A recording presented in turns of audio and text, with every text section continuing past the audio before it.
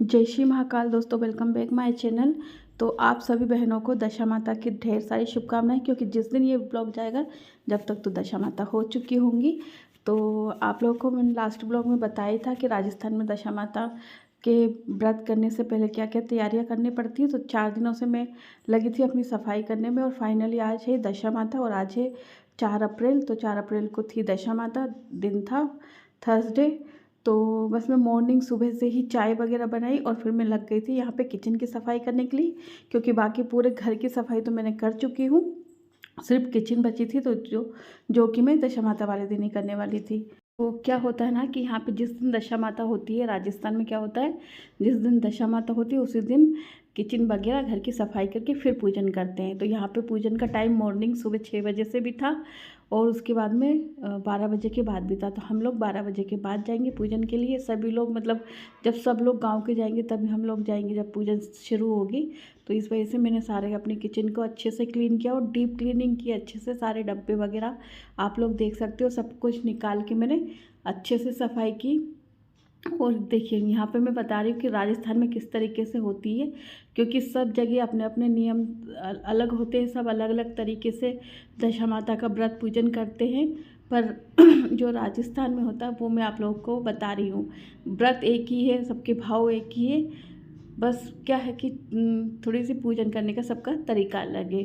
बाकी जो भाव होते हैं भगवान के प्रति, जो हम श्रद्धा होती है, वो सबके एक समान ही होती है। तो सब, और जिन लोगों को दशा माता के बारे में नहीं पता उनको मैं बता दूं कि ये दशा माता होली के 10वें दिन होती है। तो ये घर में सुख समृद्धि वैभव धन प्राप्ति के लिए की जाती है, और इसको करना बहुत ज़रूरी होता है। मतलब देखिए, एक औरत को घर की लक्ष्मी माना गया है, तो जो हम लोग व्रत करेंगे, मन से करेंगे, तो घर में बरकत होगी सही। तो जो लोग दशा माता का व्रत नहीं करते वो लोग जरूर करिएगा। ये घर में सुख शांति वैभव यश धन के लिए किया जाता है।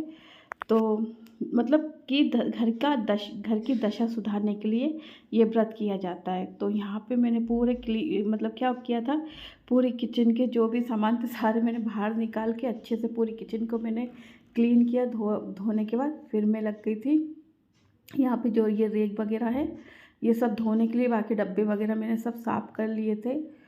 तो दशा माता का जो व्रत होता है ना, वो मुहूर्त के हिसाब से पूजन की जाती है इसकी।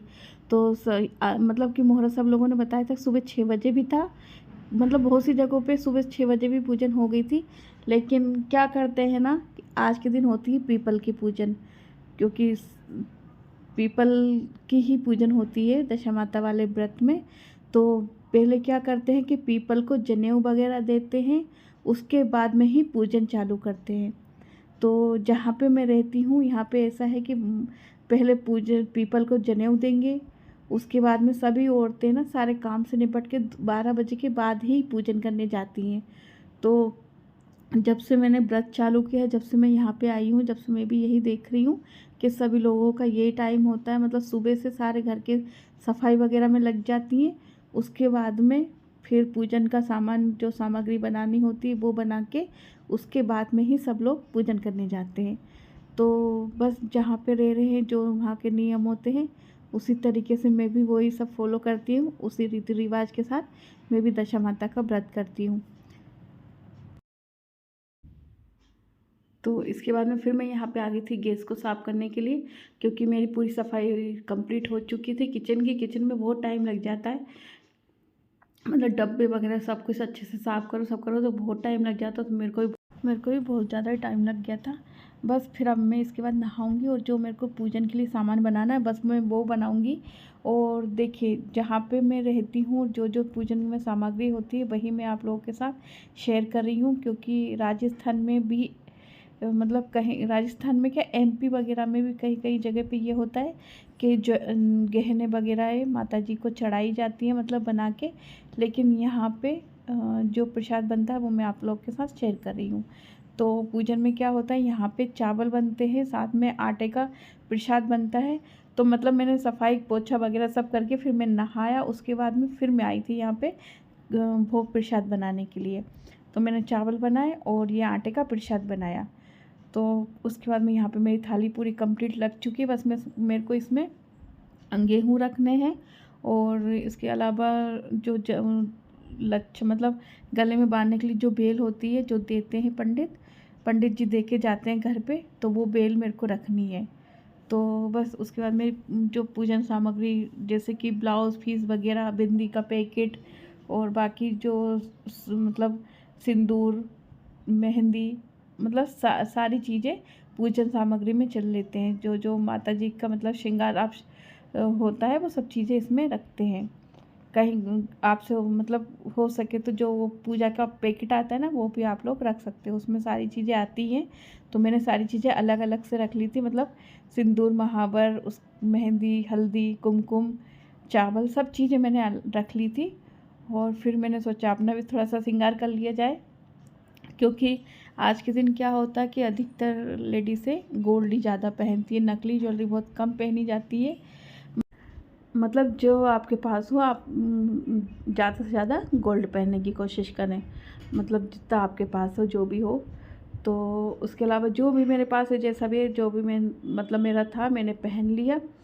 तो क्योंकि अब ये व्रत ना साल में एक बार आता है तो बहुत अच्छे से तैयार होकर सब लोग अच्छे से पूजन करते हैं। लेकिन आज का मौसम क्या पता क्या हो रहा था, ना ही तो धूप थी ना बादल थे, पता नहीं मतलब बादल थे धूप नहीं थी, ना ही छाँव थी, पता नहीं क्या अजीब सा ही मौसम हो रहा था। और इतना मतलब जो ऐसे मौसम होता है ना इसमें सर में दर्द ज़रूर से होने लग जाता है। तो मेरे साथ भी यही होने लगा था दिक्कत। और इसके बाद में हम लोग जब पूजन करने जाते हैं ना, तो अब आपको बताया ही है कि सभी लेडीज़ों का टाइम वही है 2 बजे के करीब, और उसी टाइम में ख़तरनाक वाली गर्मी होती है, धूप होती है। तो सब उसी टाइम में वहाँ पे लाइन लगती है, मतलब पूजन में भी काफ़ी टाइम लग जाता है। तो जब उधर से आते हैं ना तब हालत बहुत ज़्यादा ही ख़राब हो जाती है, क्योंकि 1 से 1.5 घंटे, कभी-कभी तो 2-2 घंटे हो जाते हैं पूजन करने में। तो 2 घंटे धूप में आप लोग बैठो, पता नहीं क्या हो, मतलब बहुत ज़्यादा ही हालत ख़राब हो जाती है। तो मैंने सोचा था कि आज तो मैं ज़्यादा कुछ नहीं हैवी साड़ी पहनूँगी, सिंपल सा ही अपना लुक रखूँगी, क्योंकि आने के बाद तैयार तो हो जाते हैं, आने के बाद फिर उतनी सारी चीज़ें फिर मतलब पूजन करने के बाद ऐसा होता है कब जल्दी से जाके चेंज करो, इतनी बुरी हालत हो जाती है।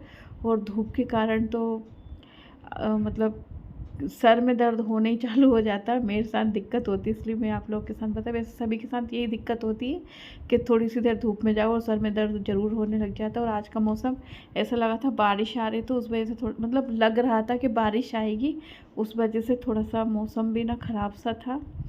तो बहुत उमस सी हो रही थी यहाँ पे। और तो फाइनली यहाँ पे मैं बस तैयार हो गई थी, बस अब मेरे को थोड़ा सा मेकअप करना था। जो भी मेरे को ज्वेलरी पहनी थी वो मैं पहन चुकी हूँ। और करवा चौथ हुआ, दशा माता, इन व्रत की ना बहुत उमंग भी होती है अंदर से बहुत ज़्यादा, और टेंशन भी बहुत ज़्यादा होती है कि ये व्रत हमारे अच्छे से पूर्ण हो, क्योंकि करवा चौथ में भी पूरे दिन हम लोग पानी नहीं पीते हैं, तो उसकी भी टेंशन होती है कि वो व्रत अच्छे से हो जाए। साथ में ये दशा माता का भी रहता है, क्योंकि इतने सारे काम रहते हैं आज के दिन। और उसके बाद में गर्मी का टाइम रहता, थोड़ा सा वो लगता ही है। बाकी बहुत अच्छे से मेरा ये व्रत हुआ, बहुत अच्छे से पूजन हुई, बढ़िया तरीके से मेरी दशा माता का ये त्यौहार मनाया। तो बस मैं यहाँ पे सिंपल ही तैयार होंगी, क्योंकि फिर उधर से आएंगे ना तो जो गर्मी लगेगी और ऐसा लगेगा सिर्फ पानी पानी पिया जाए। तो बस मैं अपना सिंपल सा ही लुक रखूँगी, सिंपल सी मैं साड़ी पहनूँगी, क्योंकि गर्मी आज के दिन बादल थे लेकिन गर्मी भी बहुत ज़्यादा थी, उमस सी हो रही जैसे कि बारिश आएगी, इस टाइप का मौसम था। तो बस फाइनल मेरी यहाँ पे पूरी तैयारी हो चुकी है। अब बस मैं पायल पहन लूँगी, क्योंकि मैं डेली में पायल वगैरह नहीं पहनती हूँ, क्योंकि मैं आप लोगों को पता साड़ी पहनती हूँ तो मेरी फॉल वगैरह में बहुत जल्दी उलझ के फट जाती है फॉल वगैरह, तो इस वजह से मैं पायल बहुत कम ही पहनती हूँ डेली में। तो बस मैंने सोचा व्रत है तो पहन लेते हैं।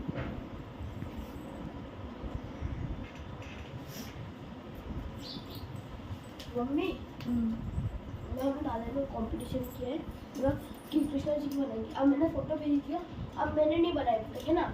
अब मेरा वो बनाने का मन नहीं कर रहा। तो जैसा कि आप लोग को बताया कि वहाँ पे पूजन में बहुत ज़्यादा भीड़ थी, तो कोई वीडियो तो मैं बना नहीं पाई। तो बस ये छोटे छोटे से कुछ क्लिप फ़ोटो लिए थे मैंने, तो आप लोग के साथ मैंने शेयर कर दिए हैं। तो यहाँ पे मेरी पूजन हो चुकी थी और बहुत ज़्यादा ही भीड़ थी। और फिर क्या होता है, पूजन करने के आने के बाद में दरवाजे पे ना ऐसे साथिया बनाया जाता है और दशा माता की 10 बिंदियाँ लगाई जाती हैं।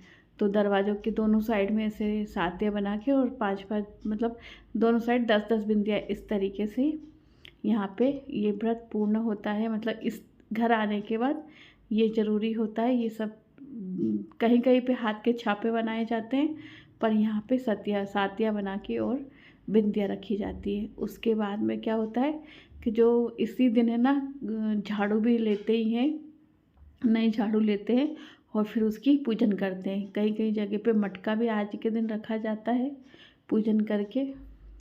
तो बस मैं यहाँ पे झाड़ू की पूजन कर दूँ। तो फाइनली मैं पूजन करके आ चुकी हूँ और ये बेल भी मैंने बांध ली है और सिंपल सा ही मेरा लुक था क्योंकि गर्मी बहुत ज़्यादा हो रही है। तो चलिए अब मुझे बनाना है खाना, क्योंकि सब्जी वगैरह तो मैं बना गई थी, बाकी मुझे अब खाना बनाना है। तो चलिए ब्लॉग में बने रहिएगा, आगे क्या क्या होता है ये सब आपके साथ शेयर करती हूँ।